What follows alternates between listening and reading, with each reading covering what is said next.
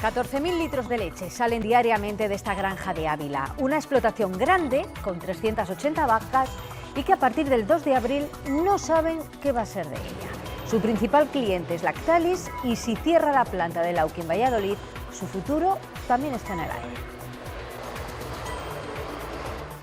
¿Qué tal? Buenas tardes. Y mientras, los 85 trabajadores de Lauki siguen con su ofensiva para evitar el cierre. Esta tarde se van a concentrar en las Cortes y hace apenas unos minutos ha acabado la reunión que han mantenido con la empresa. Los trabajadores, igual que hace 5 años, están dispuestos a quemar todas las naves. En 2011, cuando empezamos esta guerra, yo creo que ya lo tenían en mente, ya tenían hecha puesto la fecha. Lo que pasa es que nos adelantamos, empezamos a hacer movilizaciones y lo pararon un poco, pero si no, seguramente ese día ya hubiera sido el día. Ciudadanos abre expediente disciplinario a los 2 diputados provinciales de Soria que apoyaron una moción en defensa de las diputaciones. Los afectados dicen que acatarán la decisión que tomen sus compañeros. Y la que no se va, porque nadie en su partido, dice ella, se lo ha pedido, es Rita Barberá. Lo que sí hará será comparecer ante el juez por la investigación abierta en torno al posible blanqueo de capitales del PP valenciano. Blanqueo de dinero organizado en una trama. Eso es totalmente falso. Totalmente falso. Y lo diré aquí ante el juez, ahora y cuando haga falta. 2 ministros han estado hoy en Castilla y León, la de Fomento en Astorga y el de Economía en Salamanca. Luis de Guindos ha hablado de financiación y también ha adelantado las previsiones para este 2016. El primer trimestre de este año va a ser muy similar al último del año pasado, si acaso se puede producir una ligera desaceleración, la cual bien obedece fundamentalmente también a un contexto internacional más complicado, más allá de lo que son las cuestiones específicas que afectan a España. Casi 1 millón de personas padecen en España una enfermedad neurodegenerativa. El coste de asistencia supera los 23.000 euros al año. Un problema añadido en el caso de los pacientes que no tienen ni trabajo ni perciben ninguna pensión. Buscas trabajo y, bueno, en mi caso, mujer en esta franja de edad, tengo 38 años, madre, y con una enfermedad así es muy difícil, es muy complicado. Seguimos con temperaturas muy bajas, sobre todo de madrugada, aunque según avanza el día, Andrés, el tiempo también va mejorando. ¿Qué tal? Buenas tardes. Sí, a estas horas las temperaturas después de las heladas fuertes se van recuperando. Hoy alcanzaremos valores incluso de 14 o 15 grados, pero mañana viento del norte y de nuevo cambio de tiempo. Ese viento volverá a rolar a componente norte y eso nos traerá más nubes, sobre todo en Burgos y en Soria, precipitaciones en esa zona y una nueva bajada de las temperaturas. En el resto, dominio de los claros y termómetros sin grandes cambios. Intensa mañana la que han vivido los representantes de los trabajadores de la fábrica de Lauki en Valladolid. A primeras horas del día, encuentro en el Ayuntamiento de la capital con el alcalde Óscar Puente, que se ha comprometido a apoyar a los empleados e incluso plantea boicotear los productos de Lactalis.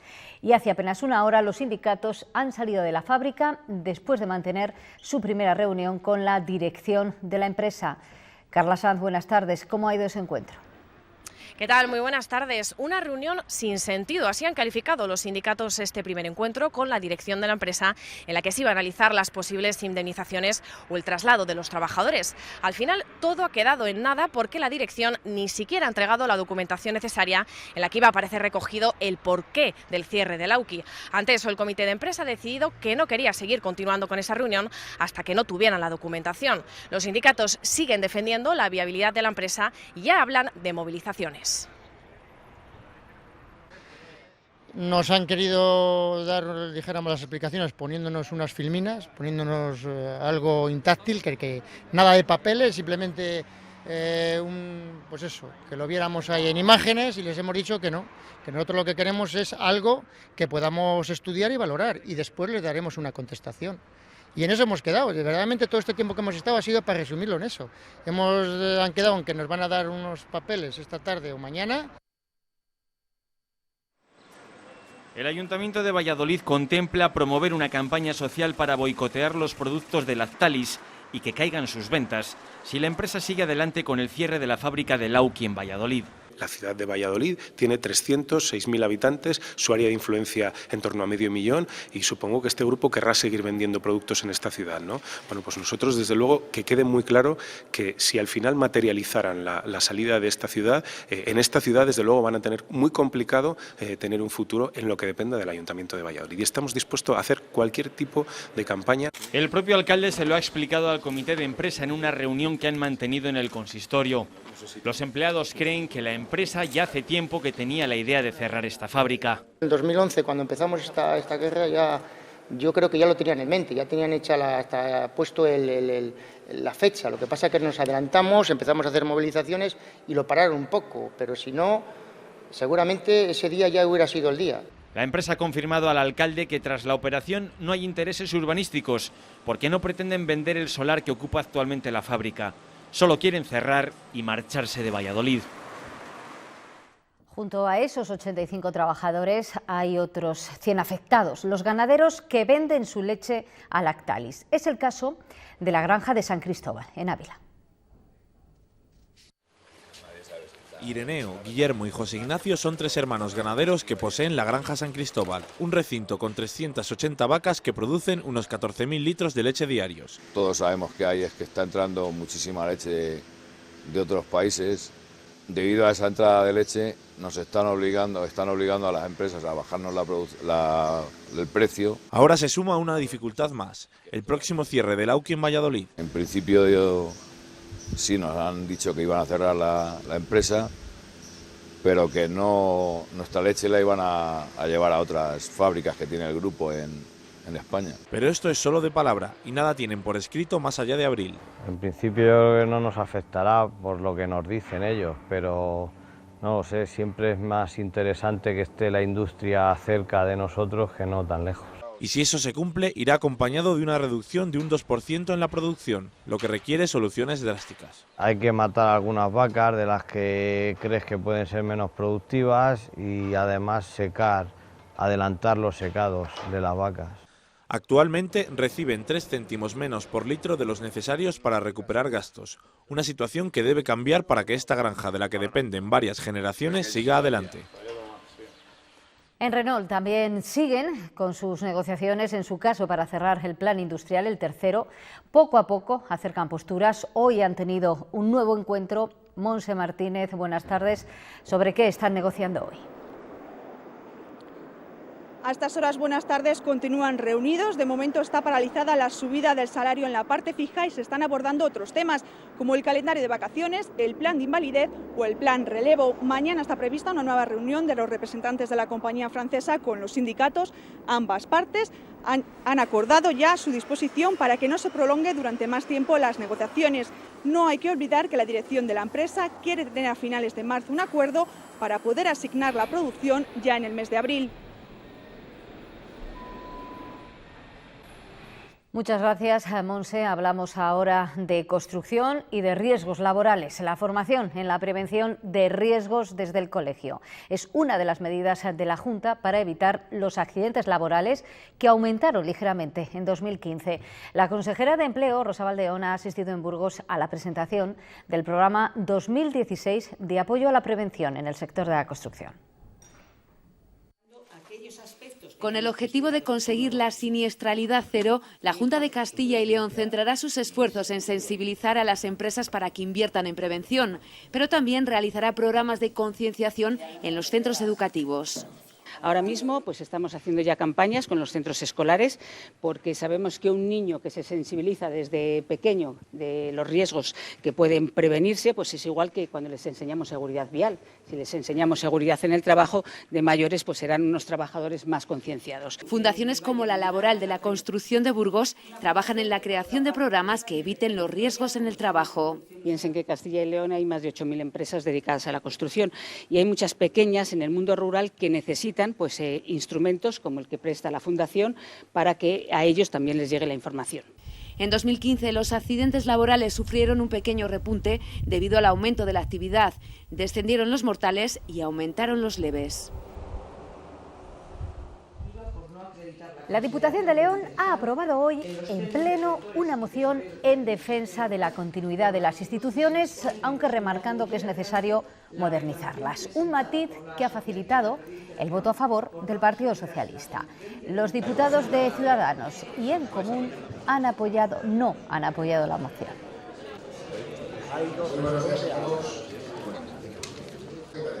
La semana pasada en Soria, los dos diputados de Ciudadanos sí votaron a favor de una moción similar y eso ha provocado que el partido les haya abierto un expediente que podría desembocar incluso en expulsión.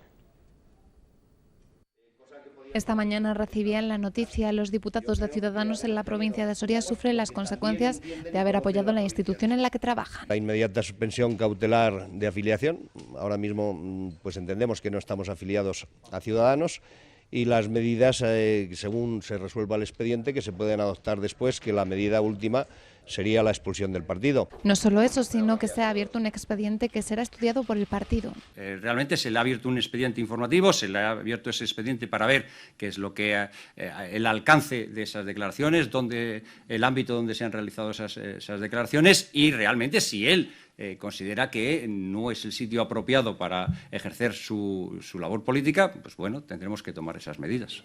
En el pleno celebrado el pasado jueves en la Diputación Provincial de Soria defendieron la existencia de la institución que rige la provincia y siguen manteniendo su postura. Y nunca, que quede bien claro, haré nada en contra de mi provincia por tener una silla o porque un partido me lo marque. Ahora solo queda esperar a que se presenten las alegaciones pertinentes y el partido decida qué hace finalmente con los representantes que su partido tiene en la Diputación Provincial de Soria. Escuchaban al portavoz de Ciudadanos en las Cortes. Luis Fuentes ha ofrecido esas explicaciones en una rueda de prensa en la que ha presentado la iniciativa Cortes Abiertas. Una vez al mes y a través de la plataforma tiquetea.com ofrecerán a los ciudadanos visitar el Parlamento Regional. Entrarán en grupos de 10 a 15 personas esta tarde. En el Pleno, el grupo va a pedir a la Junta explicaciones sobre el plan de dinamización de municipios mineros porque consideran que se ha convertido en un plan Que realmente eso no era lo que nosotros habíamos pactado con el Gobierno. Lo que habíamos pactado es que habría que dinamizarlo y para dinamizar no se dinamiza haciendo rotondas o haciendo aceras, sino lo que se dinamiza es dándole facilidades a las empresas para que se implanten allí.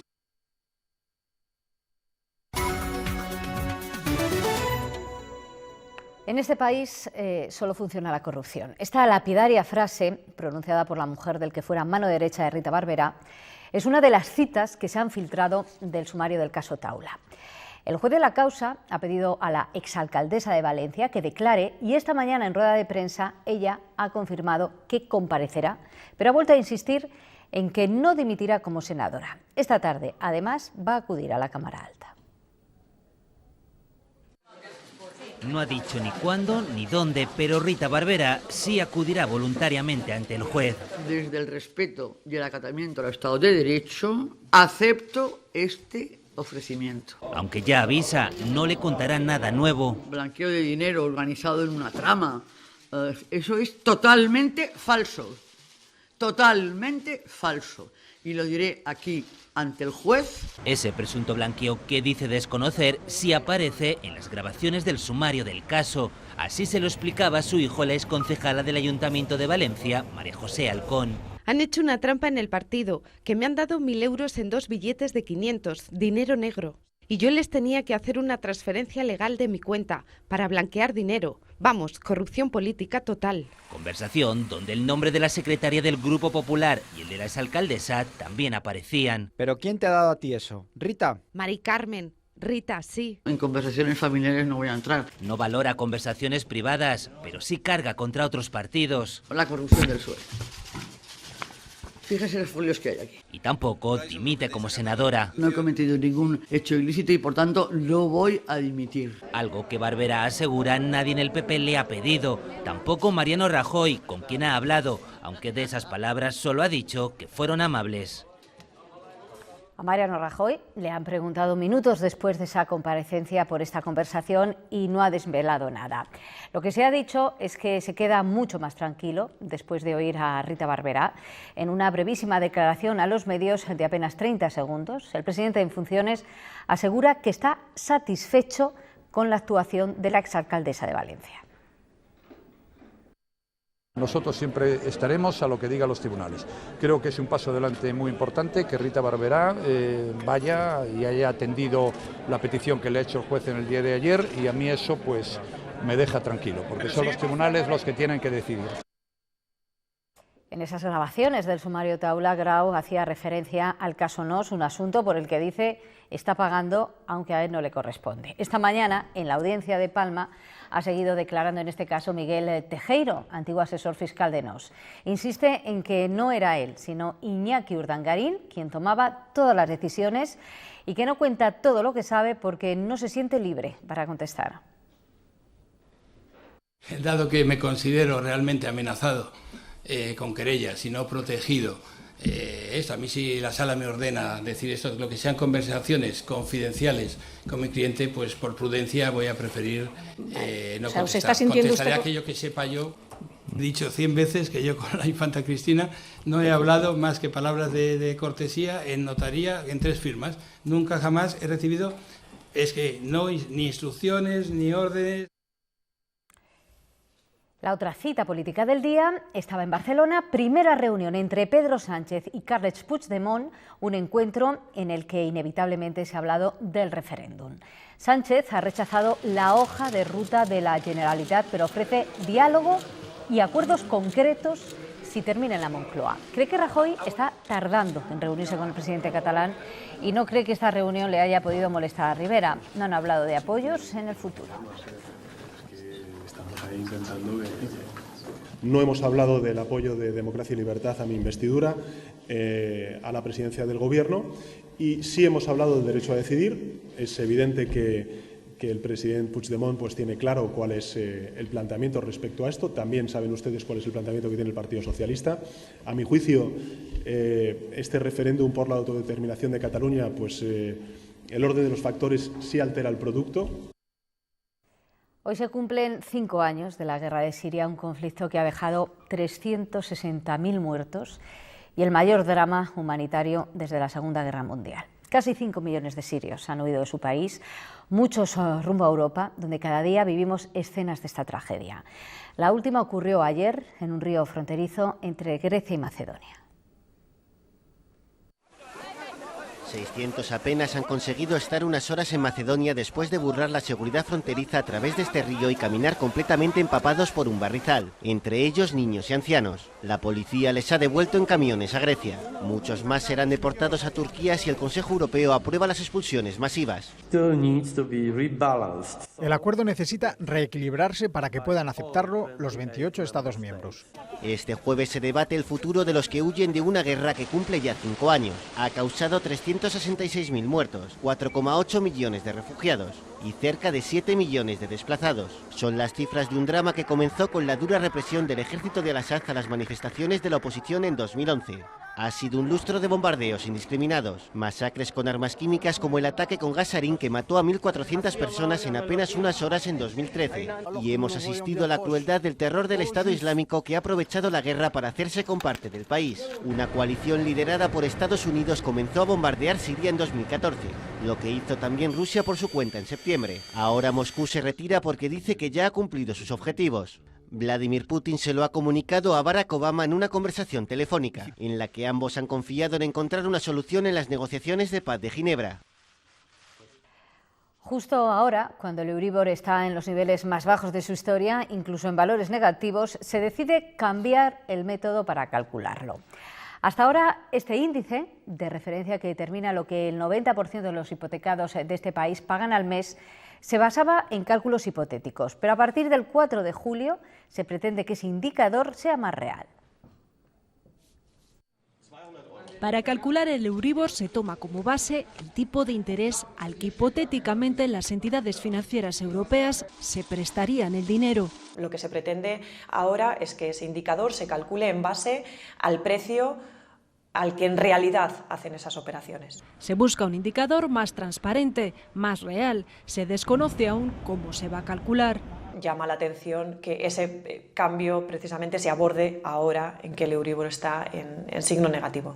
Valores muy bajos que desde Europa se adoptan para incentivar el consumo y la circulación de dinero. Con este nuevo método, las entidades no pueden garantizar que no se produzcan variaciones. Obviamente, si el cambio fuera drástico y resulta que ahora con el nuevo método de cálculo el Euribor alcanzara unos valores del 4%, pues efectivamente la economía no se va a reactivar ni muchísimo menos. El nuevo Euribor entrará en vigor a partir del próximo 4 de julio. Y precisamente sobre el nuevo cálculo del Euribor ha hablado el ministro de Economía en funciones en Salamanca. De Guindos afirma que el método nunca perjudicará al consumidor y que es probable que sea más bajo que el actual. El ministro también ha confirmado que el primer trimestre del año la economía nacional ha desacelerado su crecimiento.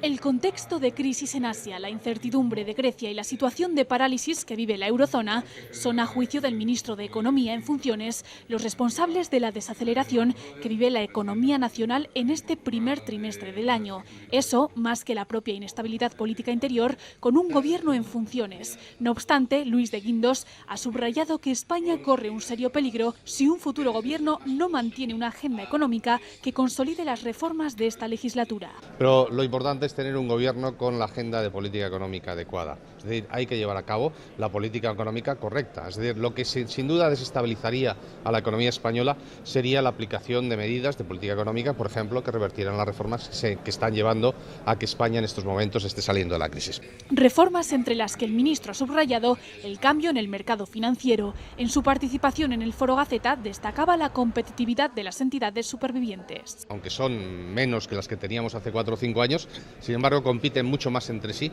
porque no son entidades zombies como ocurría hace 4 o 5 años. En todo caso, Guindos ha señalado que a pesar de las incertidumbres, la percepción de los consumidores y las empresas es ahora mucho más optimista. Y en Valencia se ha celebrado la Junta General de Accionistas de Bankia, a lo que se repartirán 300 millones de euros en dividendos, un 50% más. El presidente de la entidad ha destacado la consolidación y la mejora del negocio, lo que ha permitido devolver ya 1.600 millones de la ayuda pública de 20.000 que eran en total. Somos muy realistas, pero al mismo tiempo, para enfrentarnos a ese entorno, creo que estamos muy bien preparados. Nosotros somos un banco capitalizado y somos un banco muy eficiente, que por cierto son las dos características más relevantes en el nuevo entorno que se nos avecina. La empresa salmantina Bionprice abrirá una sede en Silicon Valley, el lugar privilegiado para cualquier empresa experta en tecnología. Allí en California pretende dar un salto comercial y tecnológico. Bionprice se dedica a fijar precios óptimos para que los hoteles sean competitivos. Ellos eligen su sueño, tú el camino. Colegios Concertados de Castilla y León. Profesionales cualificados y comprometidos. Federación de Sindicatos Independientes de Enseñanza de Castilla y León.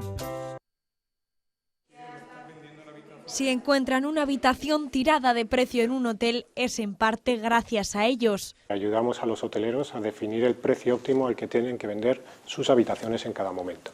Bionprice es una startup salmantina que trabaja con datos de los hoteles y les da pistas para que sean más competitivos. Recogemos información de estas páginas web, las procesamos y con nuestro algoritmo matemático calculamos el precio óptimo y se lo trasladamos al hotelero. Empezaron hace 3 años en Salamanca y a día de hoy también están instalados en Miami, San Francisco, México y Colombia, y van a abrir otra sede en el lugar más solicitado de las empresas de tecnología, en Silicon Valley. Para nosotros estar en Silicon Valley es como estar en la meca de la tecnología, ¿no? Estados Unidos para nosotros es un referente, tanto a nivel comercial como a nivel tecnológico, y Silicon Valley es el polo tecnológico ahora mismo en el mundo. Es donde suceden los grandes proyectos tecnológicos y es donde te permite el crecimiento internacional y el dar un salto cualitativo como empresa. Bionprice fue una de las empresas destacadas del programa ADE 2020. Sus fundadores reconocen que gracias a él pudieron asesorarse para crecer en otros mercados.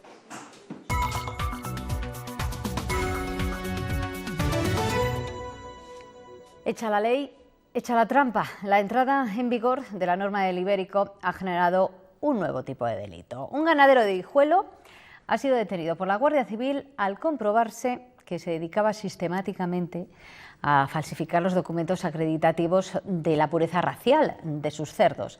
Luego vendía como ibéricos puros a mataderos de varias denominaciones. Las exigencias de la norma del Ibérico fijan que en todo momento el matadero debe contar con la certificación veterinaria de la procedencia del animal, cuál es su grado de pureza racial y cuál ha sido su alimentación.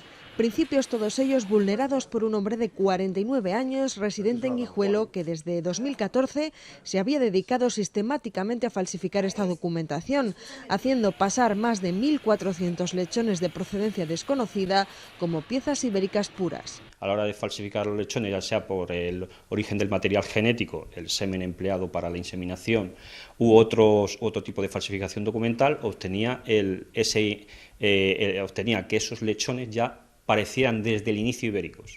Durante la operación Suido se han efectuado distintos controles en explotaciones ganaderas y mataderos de Salamanca, Badajoz y Zamora. Finalmente, las piezas procedentes del fraude han podido ser inmovilizadas en su mayoría. Se ha impedido que esos productos llegaran a ninguna denominación de origen de España. El detenido se enfrenta a la acusación de los delitos de estafa, falsificación y vulneración de la propiedad industrial. En Segovia hoy se juzga a las dos exdelegadas de la Asociación Española contra las Leucodistrofias. La Fiscalía las acusa de apropiarse indebidamente de casi 6.000 euros de los fondos de la organización. Nos vamos hasta allí. Noelia Duque, buenas tardes. ¿Cómo sucedieron los hechos? ¿Qué tal? Buenas tardes. Los hechos que hoy se juzgan sucedieron en junio de 2013, cuando las acusadas, madre e hija, hasta el momento delegadas de la Asociación Española contra las Leucodistrofias en Segovia, transfirieron 5.494 euros de la cuenta de la entidad a una cuenta privada. La Fiscalía asegura que lo hicieron sin la autorización de la asociación a nivel nacional y con un evidente ánimo de lucro ilícito, aunque las acusadas aseguran que tenían el consentimiento verbal de la asociación. Piden para ellas 2 años de cárcel y una indemnización por la cuantía que supuestamente sustrajeron a la asociación a nivel nacional. Que se aclare todo y que se haga justicia, es lo único que pedimos. Y yo pienso que la gente que nos conoce sabe de sobra cómo hemos actuado y lo sentimos realmente por la gente que ha colaborado, porque nos hemos sentido engañadas.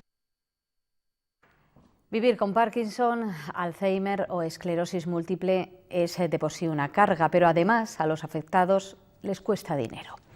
Hasta 23.000 euros de media, según un informe elaborado por Neuroalianza, que defiende que las ayudas son insuficientes. Por ejemplo, mientras que un 43 y un 46% de los pacientes reciben fisioterapia a través de asociaciones o servicios privados, solo un 1% lo recibe a través de la asistencia pública. Los pacientes de enfermedades neurodegenerativas y sus familias gastan de media cada año 23.000 euros de su bolsillo a causa de su patología, según el estudio elaborado por Neuroalianza, la Universidad Complutense, Sanidad y Novartis. Adaptar la vivienda, recibir terapias como logopedia o el centro de días llevan más de 13.000 euros. Según el informe, la mitad de las personas con derecho a prestación económica por dependencia no la reciben. Las familias se están convirtiendo en las grandes proveedoras de los servicios de apoyo a un coste cero para el sistema. También los cuidadores pagan un precio emocional, el 31% ha tenido que recurrir a un psicólogo, y económico. El 40% reconoce problemas de dinero por atender a un familiar, porque 3 de cada 10 casos ve resentida su vida laboral. Un coste indirecto de unos 600 euros por mes para cada uno de los cuidadores principales. Necesitamos que se desarrollen políticas a largo plazo en lo social, sanitario y económico, con la participación de todos los agentes implicados. Neuroalianza además reclama un censo real de afectados por estas enfermedades. Según sus cálculos, en España ascienden a casi 1 millón. En Castilla y León hay más de 2.300 personas afectadas por esclerosis múltiples. De ellas, casi el 90% tienen reconocido el 33% de discapacidad. Son datos de la Junta que, según la Federación de Asociaciones de Esclerosis Múltiples, no coinciden con lo que verbalizan los asociados. Los afectados por esta enfermedad piden poder optar a puestos de trabajo o contar con algún tipo de ayuda económica. Isa trabajó durante 8 años. Hoy está dentro de la seguridad social de su marido. Para conseguir el 33% de discapacidad, tuvieron que recurrir 2 veces. Cuando empeoró, también tuvieron que acudir vía judicial para conseguir el 68%. Cuando tú vas y la quieres valorar, el día que le da toca puede ir bien, porque no tiene brote o ya ha recuperado del brote. Entonces tú entras, pues levanta los brazos, levanta la pierna. Vale, está exacta, no vale. Puedes trabajar. No es igual de complicado obtener ese 33% u otro grado superior a ese en función de la provincia donde te valoren. Esa es una situación real. Entonces esto, a nuestro juicio, es un foco de desigualdad.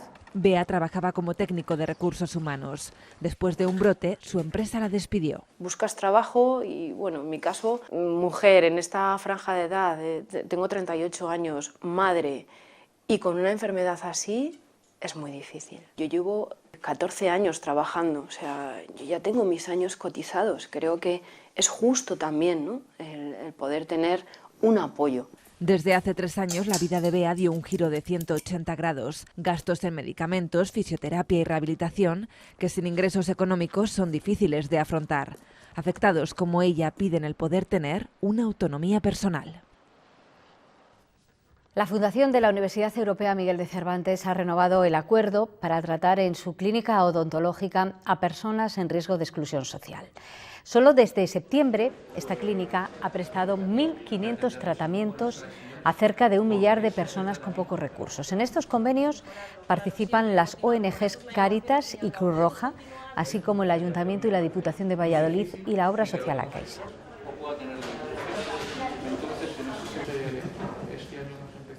El balance es bueno porque creemos que los pacientes están consiguiendo obtener salud bucodental. Estamos consiguiendo que los pacientes vayan entrando en programas de revisión periódica y que esa atención o ese cuidado de la salud del paciente, dado que tienen pocos recursos, pues sea provista desde la facultad.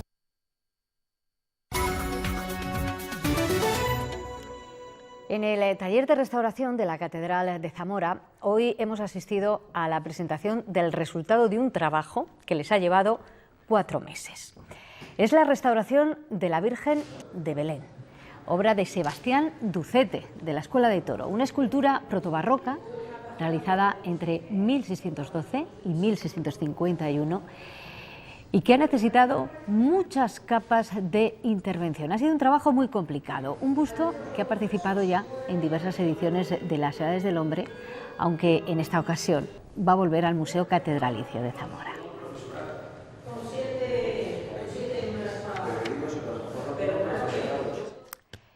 El 1,5% cultural va destinado a proyectos destacados en las joyas del patrimonio de todo el país. De ahí que haya que poner en valor cada una de las actuaciones. La ministra de Fomento ha visitado esta mañana una de esas obras en la provincia de León, en concreto la restauración de una joya, el Palacio Episcopal de Astorga. Como toda obra de Gaudí, el Palacio Episcopal de Astorga está repleto de sorpresas y secretos. Algunos permanecían ocultos, pero poco a poco van saliendo a la luz. El edificio atraviesa la última fase de su restauración, que incluye la demolición de la antigua vivienda, la prolongación de la escalera helicoidal o la apertura de la sala en la segunda planta.